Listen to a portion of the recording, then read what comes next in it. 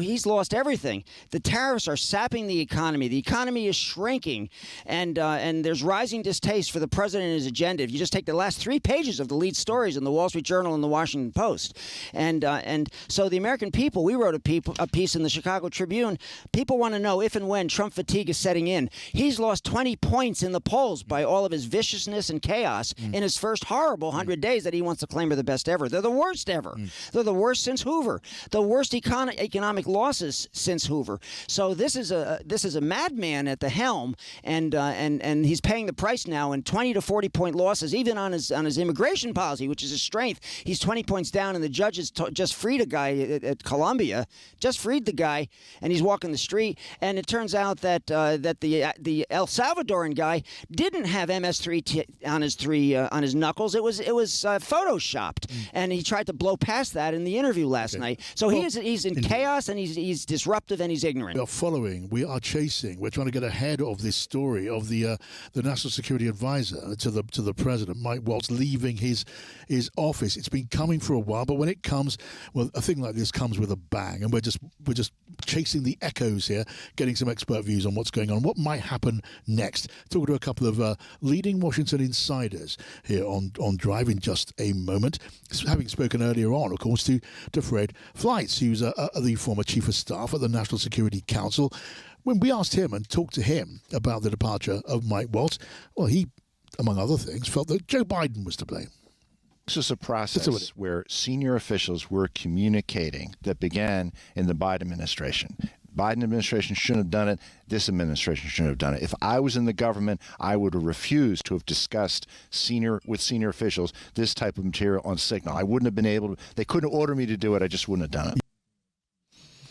Now, let's get the thoughts of Matt Terrell, who is the former chief of staff of Marco Rubio, now Secretary of State. Good to see you, Matt. Thank you for coming. Great to be with you. And Bob Weiner is here too, former White House Director of Public Affairs, a close friend of the aforementioned Joe Biden. Matt, let me ask you first, just that point that was made by Fred Fleitz. Who do you blame for the turmoil and the resignation of Waltz, apart from perhaps Waltz himself? Well, look, I mean, it's not about blame right now. The reality is this is the Trump administration.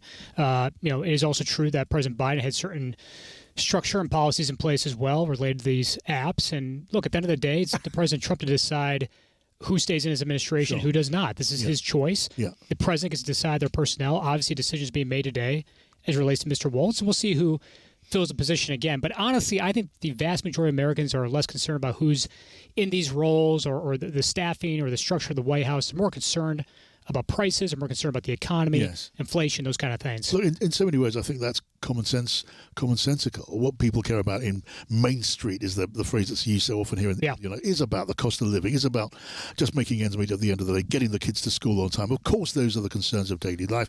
But the departure of a very senior member of the administration is a matter of no small importance. And in this sort of confusion, avoidable errors, in this case involving a security leak, these are matters of legitimate public concern, aren't they? And you can't even suggest it really is the fault of Joe Biden, not this one. It's not about the fault of Joe Biden. What this is simply, I think many people are underlining, is that there have been policies put in place by past administrations. It sounds like this policy was in place under President Joe Biden as well, but that's the policy of using Signal. My understanding, based on reports that we've seen. Yeah. I'll defer to those who are closer to this and truly know the truth on what's used or not used when it comes to national security. Well, forgive me, but isn't it pretty obvious that whatever you do on a social media messaging app, you don't talk about American military jets taking off on their way to Yemen to bomb Houthis, and how and when that's going to happen? That would seem to me, I'm not a military strategist, but it doesn't seem to be sensible. Well, there's no question, I'm sure, there's lessons learned out of this, and not just lessons that will be applied to this administration, but future administrations. But again, it sounds like this was a practice that's been put in place for quite some time. But people are not interested in going backwards. What they're concerned about, Americans nationwide, are about the future. Yeah. And right now, this is frankly a one-day story in my view. I mean, you're going to have staff departures. Those things happen in every administration. What Americans really focus on are inflation, the economy, foreign affairs, things that also impact their everyday lives. Okay, Bob Weiner, former White House Director of Public Affairs and a friend of Joe Biden. What do you say to that contention? This is really a storm in a Washington coffee cup. Well, the first thing I say is thank you for having me on your show and You're your welcome. background with BBC and the giant that you've been in British media. And it's an honor to be with you. Incredibly kind. On the issue of Matt Waltz, he set it up, but Steve Miller was on it, Hegseth was on it, and suddenly they're getting all free passes. Everybody knew. I worked for four-star General Barry McCaffrey in the White House. I was his public affairs director and four-star general and so forth. And he said that it's ludicrous to use Signal. There are so many alternatives that are not secretive, that are secretive and are protected. So there has to be a fall guy. And if we move on for Waltz Signal, which is I guess the Waltz is the medium fall budget. guy. Okay, but he's the fall guy. But I also agree with Matt that we got to go forward. Right. The big deal is the national security of losing what was a Trump podcaster said this morning is $5 trillion worth of American wealth by tariffs. $5 trillion. So he's lost everything. The tariffs are sapping the economy. The economy is shrinking, and there's rising distaste for the president and his agenda. If you just take the last 3 pages of the lead stories in the Wall Street Journal and the Washington Post, and so the American people, we wrote a piece in the Chicago Tribune. People want to know if and when Trump fatigue is setting in. He's lost 20 points in the polls by all of his viciousness and chaos in his first horrible 100 days that he wants to claim are the best ever. They're the worst ever. They're the worst since Hoover. The worst economic losses since Hoover. So this is a madman at the helm, and he's paying the price now in 20 to 40 point losses, even on his immigration policy, which is his strength. He's 20 points down, and the judges just freed a guy at Columbia, just freed the guy, and he's walking the street. And it turns out that the El Salvadoran guy didn't have MS3 on his knuckles. It was photoshopped, and he tried to blow past that in the interview last night. So he's in chaos, and he's disruptive, and he's ignorant. Okay, but I mean, you take an aim at the administration with a scatter gun and giving them not just 2 barrels, but every barrel and reloaded and fired again. Well, that's because my staff gave me good talking points. I hear that. Look, I hear the passion from that. But let's just look at the National Security National Advisor's office now, because there's going to have to be a new one. And isn't it going to have to be, Matt, someone who's more than just a loyalist to the president? It's got to be someone who commands respect, maybe on both sides of the aisle, and as far as that's even possible, certainly among Atlantic allies and even among potential adversaries. You need someone who's standing, not just a pure political loyalist. Well, you need someone who's respected, no question, but you also need someone who's respected by President Trump. Sure. Trump 2.0 has been very different than Trump 1.0. And the difference, in my view, the big one, is that in President Trump's first term, he surrounded himself with many people who he didn't trust, didn't respect, didn't know. And this time around, in Trump 2.0, President Trump has people in his inner orbit who he trusts, respects, and knows. And I think that's made this a much smoother second term in comparison to President Trump's first term. I think you've seen that out of the gate with President Trump executing executive orders, pushing forward a legislative agenda that appears to be on track to get across the finish line come the July 4th deadline. So, look, whether you agree with President Trump or not, I think many people can argue this has been a much smoother and, frankly, well-executed out-of-the-gate agenda that President Trump has executed on in his first 100 days. If you're someone who voted for President Trump, you like what you see right now because out of the first 100 days he's been in office, he's been executing on the things he campaigned on.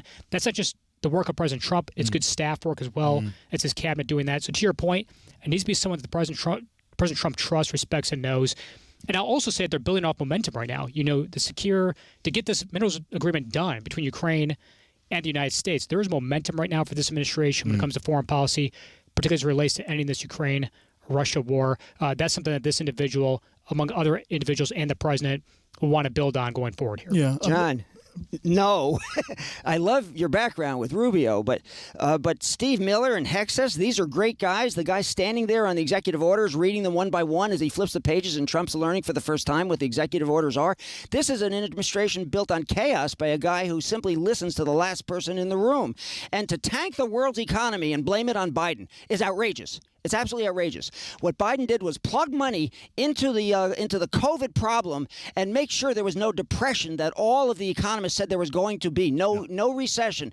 And it was a successful world leading that the IMF and all the major groups said was leading the world's economy. And he has dumped and dissed it and destroyed it in 100 days. So you cannot say this was successful execution. It was an absolute abject failure. Okay, let me bring you both back to something which basically touches all of these bases. Right.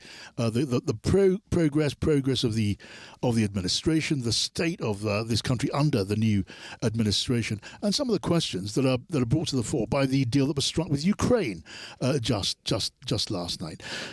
Can it be argued? Can it be disputed? I'll come to you first with this, Matt. Can it be disputed that America can no longer be seen as the defender of freedom in the world? Now the guiding principle is business. It's strictly business. Is that fair and accurate? I think it's inaccurate. I mean, look, this Ukraine-Russia deal, Ukraine-U.S. deal, with respect to this minerals or economic commercial deal, it's a deal that's good for Ukraine, but it's good for the United States as well.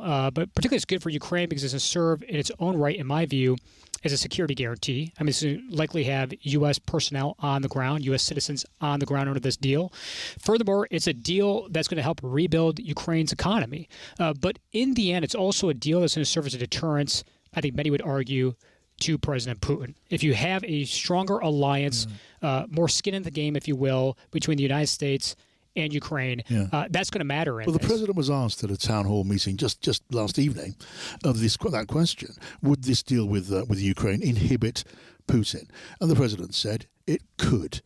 Now, it could, which obviously means it might not. There's no certainty to that. And certainly Ukraine would like to see more pressure from the president having struck this deal to bring Putin to the table. We don't yet know if that's going to happen. It may, but we don't know. But there's no certainty. There's no certainties in anything in life. But here's what we do know. We know that President Trump has come closer than any other U.S. president to ending this war. And President Trump wants to defend freedom, but he also wants to, of course, do that in a way that means ending this war as well. I mean, there's no military approach to ending this war.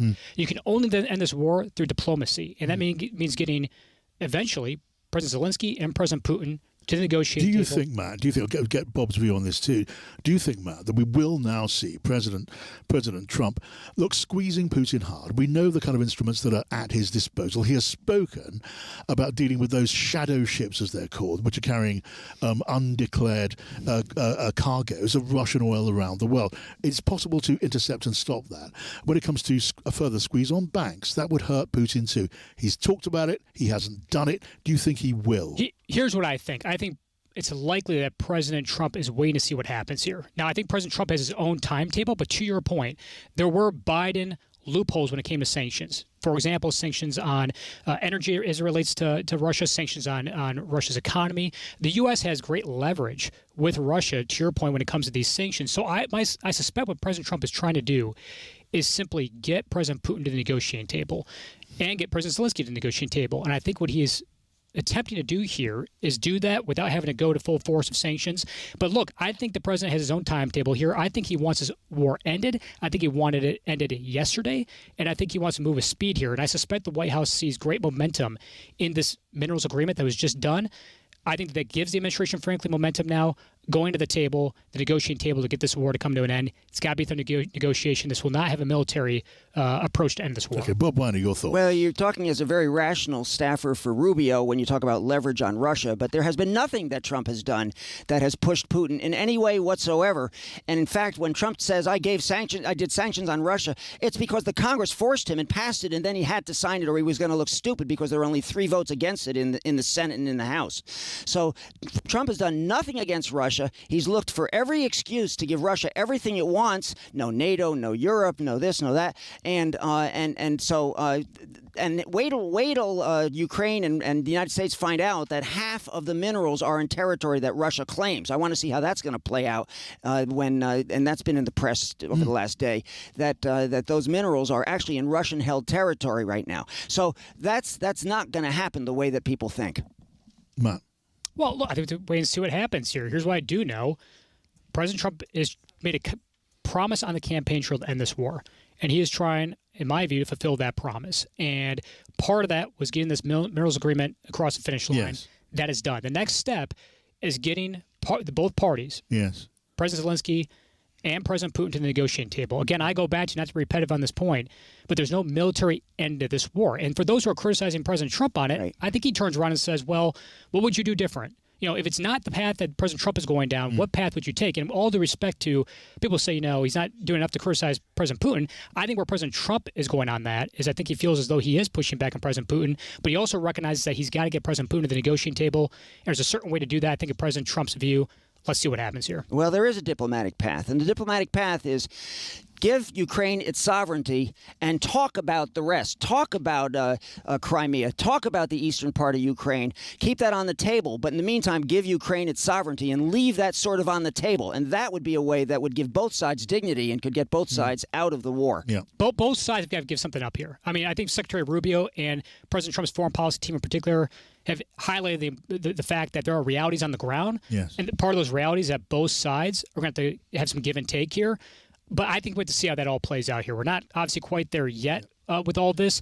But again, this minerals agreement was a big part of this. That can't be understated enough. Okay, last question to both of you, if I may. It's one of fundamental importance to among many others, my country, to people at Westminster in British politics. But the same goes for Paris, it goes for Berlin, it goes for other capitals of Europe, where in those capitals you now hear spoken out loud from leading senior politicians the notion that America can no longer be viewed as a reliable ally. Your thoughts on hearing that? Oh, I think America can be viewed as a reliable ally. I think that what you've seen is that President Trump has had a series of leaders around the world in the Oval Office talking with him. Part of those talks and discussions have been about the importance of partnerships, strong partnerships between the United States and the U.S. allies around the world. So I think President Trump is trying to champion that. I think he's been doing that through negotiation in some cases, but also by ensuring that these world leaders and him are having dialogue here. Obviously, there's going to be some disagreements. Yes. There's no question about that, but I think President Trump is obviously making some trips around the world here, of course, as he has been, meeting with foreign policy leaders, trying to keep those relationships Last word with solid. you, Bob. Well, he's going to the Middle East again as his first trip, apparently. Partnerships is a laugh with Trump. It's always America and me and America and me. Europe has to pick up the pieces. Everybody in the world is laughing at Trump, and they don't understand how the United States voted for this guy. They cannot understand that. And they're sick and they're tired and they're sad about it. And the hope is that it only lasts for 4 years and 2 years there's a flip in the Congress.